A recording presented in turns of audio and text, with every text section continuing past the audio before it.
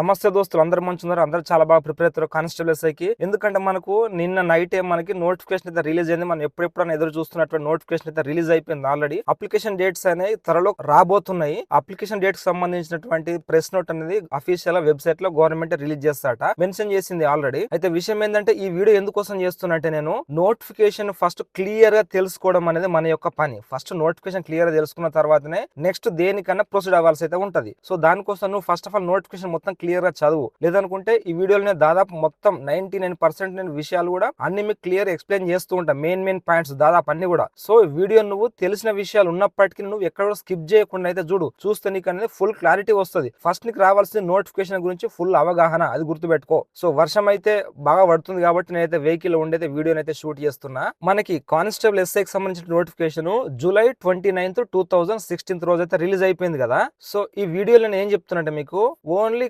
Constable కు సంబంధించినటువంటి information అంతా ఇవ్వబోతున్నా. నెక్స్ట్ వీడియోలో నేను ఎస్ఐకి సంబంధించింది, ఆ నెక్స్ట్ వీడియోలో పీటీఓకి సంబంధించినటువంటి ఇన్ఫర్మేషన్ అయితే మీకు ఇస్తా. ప్రజెంట్ కానిస్టేబుల్ అంటే ఆల్ కానిస్టేబుల్ కి సంబంధించినటువంటి ఇన్ఫర్మేషన్ అయితే ఇస్తున్నా. చాలా జాగ్రత్తగా కేర్ఫుల్ గా అయితే ఈ వీడియోని మొత్తం చూడండి. ఎక్కడ స్కిప్ చేయకండి. జర లైక్ చేయరు. లైక్ చేసిన తర్వాత ఆ హైప్ మీద ట్యాప్ చేస్తే కొంచెం ఎక్కువ మందికి అయితే రిఫర్ అవుతుంటది, చాలా మందికి అయితే తెలుస్తుంటది క్లియర్ గా. సో ఈ వీడియోలో మేము దాదాపు అన్ని విషయాలు క్లియర్ ఎక్స్ప్లెయిన్ చేస్తా కాబట్టి ఈ వీడియోని మీ ఫ్రెండ్స్ అండ్ ఫ్యామిలీ మెంబర్స్ ఎవరైనా ఉంటే వాళ్ళందరూ కూడా షేర్ అయితే తప్పకుండా చేయండి. రైట్, ఇందులో ఈ నోటిఫికేషన్ ఈసారి చేంజెస్ అయితే కొన్ని అయితే జరిగినాయి. లాస్ట్ నోటిఫికేషన్ లా కాకుండా చేంజెస్ అయితే జరిగినాయి. అవి ఏందని మీకు అన్ని క్లియర్ అని చెప్తూ ఉంటాయి. ఇప్పుడు ఫస్ట్ దీని క్వాలిఫికేషన్ వచ్చేసి మనకు intermediate and it's equivalent 29 July 2026 నాటికి పూర్తి చేసుకొని అయితే నువ్వైతే ఉండాలి. ఇంటర్మీడియట్ అనేది నువ్వు డాక్యుమెంట్ సమర్పించాల్సినటువంటి టైంలో నీ యొక్క ఒరిజినల్ డాక్యుమెంట్స్ అన్ని కూడా తీసుకెళ్లి చూపించాల్సి ఉంటది. నెక్స్ట్ నేను చెప్పినట్టుగానే మా యొక్క డిపార్ట్మెంట్ లో ఫైర్ ఫైటర్ పోస్ట్ కి డ్రైవింగ్ లైసెన్స్ అనేది తప్పనిసరి అయితే వేసిండ్రు. అది 29 జూలై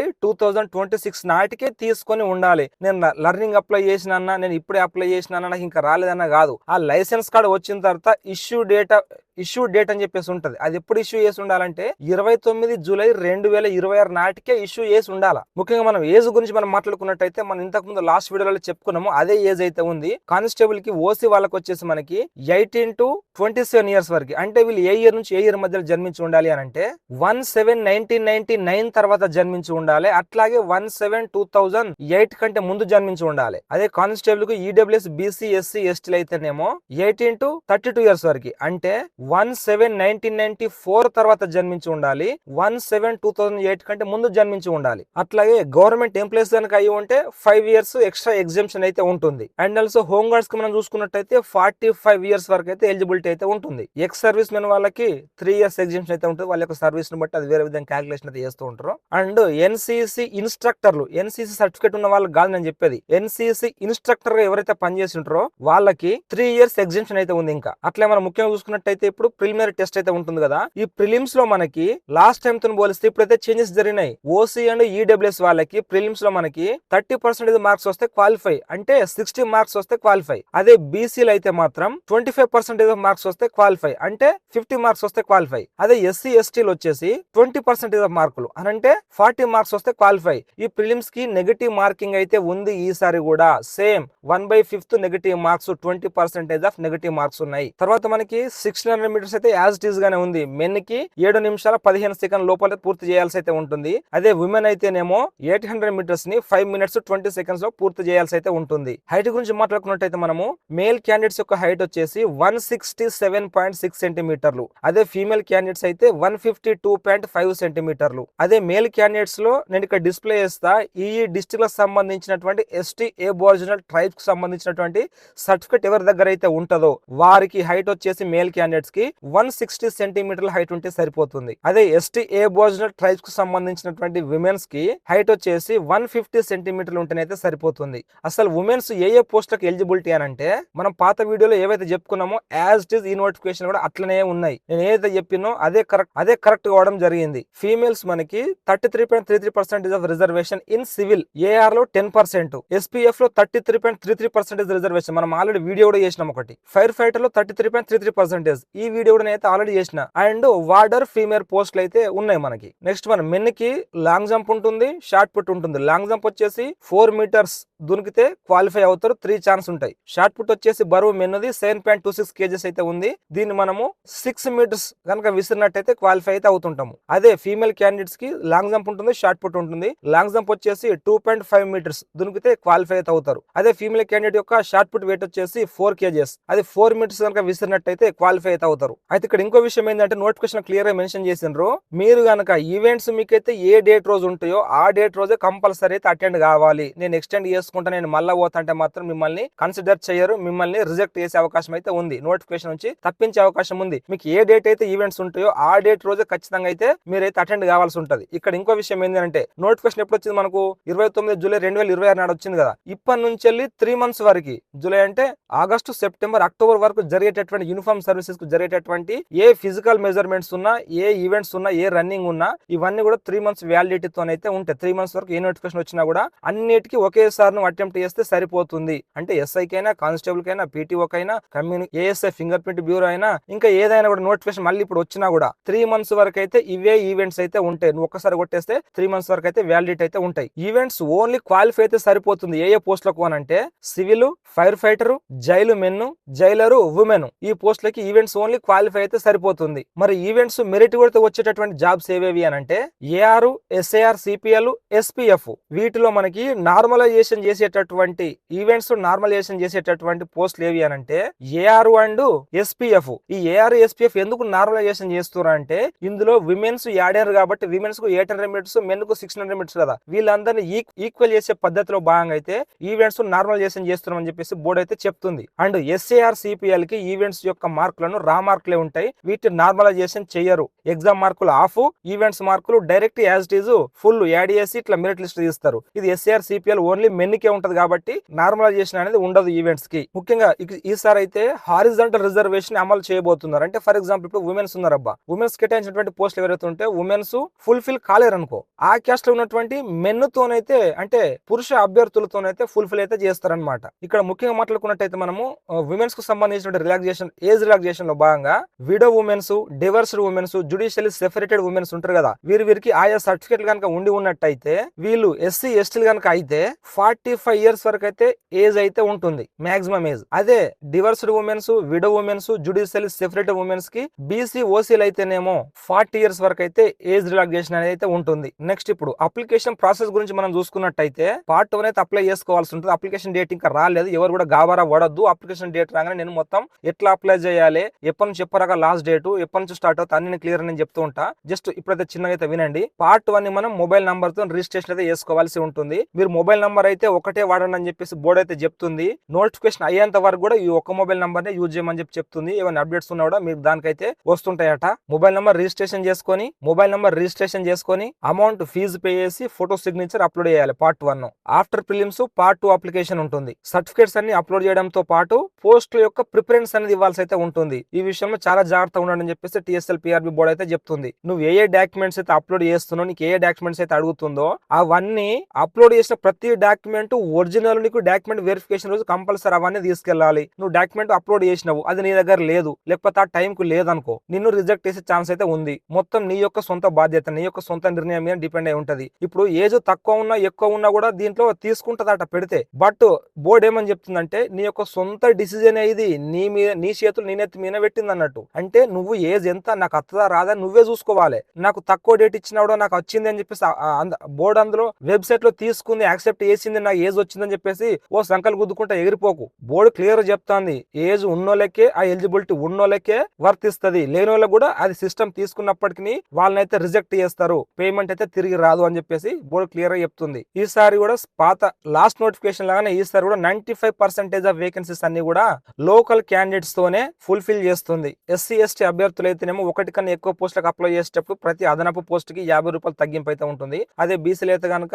100 రూపాయల ఎగ్జామ్షన్ అయితే ఉంటుంది. సర్టిఫికేట్స్, డాక్యుమెంట్స్ ఏమేమి అవసరం పడుతుంది నేను అవన్నీ క్లియర్ గా చెప్తున్నా, జాగ్రత్త విను, వీడియోని స్కిప్ చేయకుండా చూడు. క్యాస్ట్ సర్టిఫికేట్ ఎస్సీలు అయితే కూడా ఈడబ్ల్యూఎస్ అయినా బీసీలు అయినా ఎవరైనా కూడా క్యాస్ట్ సర్టిఫికేట్ అనేది తీసుకొని పెట్టుకోండి. అది ఎప్పుడు 1/4/2026 తర్వాత తీసుకొని అయితే ఉండాల్సి అయితే ఉంటుంది. అంటే నాకు తెలిసి నీ దగ్గర డాక్యుమెంట్ ఏం లేకపోతే ఇయ్యాలనే జర పోయి అప్లై అయితే వేసుకో డాక్యుమెంట్స్ అన్ని కూడా, క్యాస్ట్ సర్టిఫికేట్ అవ్వచ్చు, నాన్ క్రిమినల్ అవ్వచ్చు, ఇవన్నీ మీకు నేను చెప్తుంటే ఇప్పుడు బీసీలో అయితేనేమో నాన్ క్రిమినల్ సర్టిఫికేట్ కూడా 1/4/2026 తర్వాత తీసిందే ఉంటేనే ఎలిజిబుల్ అవుతారు. లేకపోతే జరవై తీయండి. ఆ నాన్ క్రిమినల్ సర్టిఫికేట్ తీయాలి అని అంటే ఇప్పుడు income certificate compulsory. Non criminal అంటే నేను సంపన్నుడిని కాదు, నేను బీసీ కులంలో ఉన్నా కానీ నేను సంపన్నుడిని కాదు, నా యొక్క ఇన్కమ్ అనేది 8 లక్షలు దాటట్లేదు అని చెప్పేసి చూపించుకోవడం కోసం అన్నమాట. ఒకవేళ బీసీ అయి ఉండి నాన్ క్రిమినల్ సర్టిఫికేట్ కనుక లేకపోతే మిమ్మల్ని ఓసీ కింద కన్సిడర్ చేస్తారు. అండ్ లోకాలిటీ కోసం మన యొక్క స్టడీ సర్టిఫికేట్లు, మన యొక్క బోనఫైడ్స్ 1 to 7th వరకు అంటే 1 to 10th వరకు అన్ని తీసుకొని కూడా పెట్టుకోండి, మీ దగ్గర ఉంచుకోండి. ఆ బోనఫైడ్ మీద పేర్లు కూడా ఏమైనా స్పెల్లింగ్ మిస్టేక్ అయి ఉంటే కరెక్షన్ అయితే చేసుకొని పెట్టుకోండి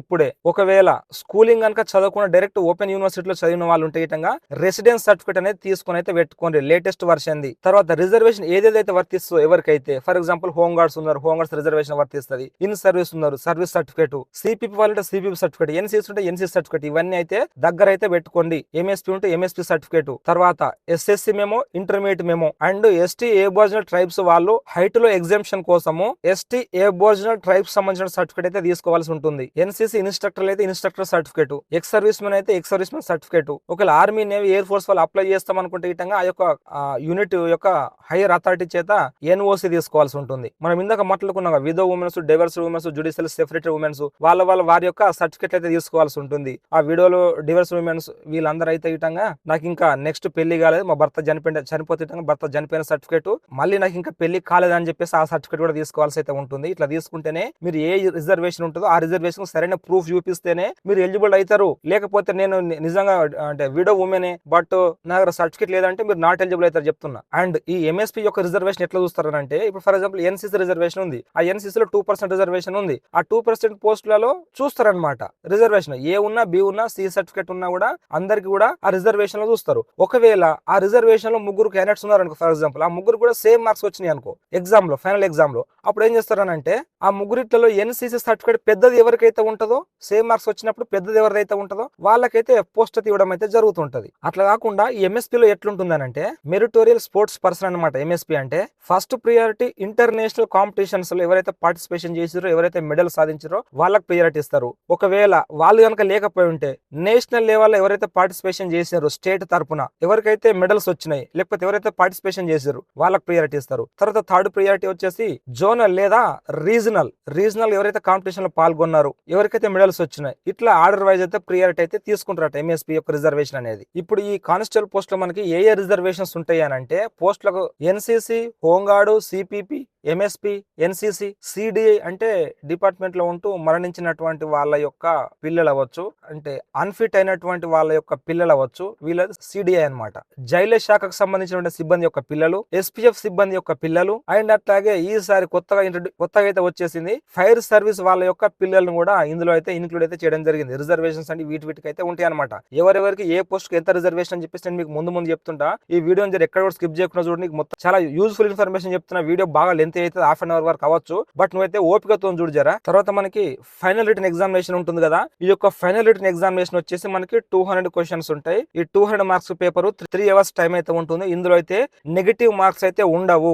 ఓసీ వాళ్ళు 40% అంటే 80 మార్క్స్, బీసీ వాళ్ళు 35% అంటే 70 మార్క్స్, ఎస్సీ ఎస్టీ వాళ్ళు అయితే 30% అంటే 60 మార్క్స్ వస్తే ఈ ఫైనల్ ఎగ్జామ్ లో క్వాలిఫై అయినట్టు లెక్క. అంటే క్వాలిఫై అయినట్టు లెక్క, బట్ నీకు జాబ్ వస్తుందా అంటే జాబ్ రాదు. ఎందుకు రాదు అని అంటే ఎవరైతే మీ క్యాస్ట్లలో ఎక్కువ మార్కులు ఉంటాయి, మీ క్యాస్ట్ లో ఎన్ని పోస్టులు ఉన్నాయి దాన్ని బట్టి టాప్ ర్యాంకర్స్ పిక్ చేసుకుంటారు అనమాట. ఒకవేళ ఫైనల్ ఎగ్జామ్ లో ఇద్దరు కనుక సేమ్ మార్క్స్ వచ్చినాయి అనుకో, వస్తే వాళ్ళ యొక్క డేట్ ఆఫ్ బర్త్ ఆధారంగా ఎవరైతే ముందు కొడతారో వాళ్ళకైతే ఆ పోస్ట్ అయితే ఇవ్వడం అయితే జరుగుతుంది. అంటే సేమ్ మార్క్స్ వచ్చి ఒకటే పోస్ట్ ఉందబ్బా, లాస్ట్ పోస్ట్, ఇద్దరు లేదా ముగ్గురికి సేమ్ మార్క్స్ వచ్చినాయి, అప్పుడు ఎవరికి జాబ్ ఇస్తారు అని అంటే ఎవరైతే ఏజ్ ఎక్కువ ఉందో ఆ ముగ్గురిట్లో అవ్వచ్చు, ఆ ఇద్దరిట్లో అవ్వచ్చు, ఆ ఏజ్ ఎక్కువ ఉన్నటువంటి పర్సన్ కి అయితే పోస్ట్ అయితే సెలెక్ట్ కావడం జరుగుతుంది. మనం ఇందాక చెప్పినటువంటి రిజర్వేషన్స్ ఉన్నాయి కదా, ఇవి ఏ పోస్టులకు ఏ రిజర్వేషన్స్ అని నేను చెప్తున్నా చూడండి ఒకసారి. సివిల్ పోస్ట్ ఏఆర్ పోస్టులో మనకి హోమ్ గార్డ్స్ కి 15% రిజర్వేషన్, సిపిపి కి 4% రిజర్వేషన్, ఎన్సీసీ వాళ్ళకి 2% రిజర్వేషన్, సిడిఐ వాళ్ళకి 2% రిజర్వేషన్. అట్లాగే మనం ఎస్ఐఆర్ సిపిఎల్ చూసుకున్నట్టయితే హోమ్ గార్డ్స్ కి 25% రిజర్వేషన్, సిపిపి కి 3% రిజర్వేషన్,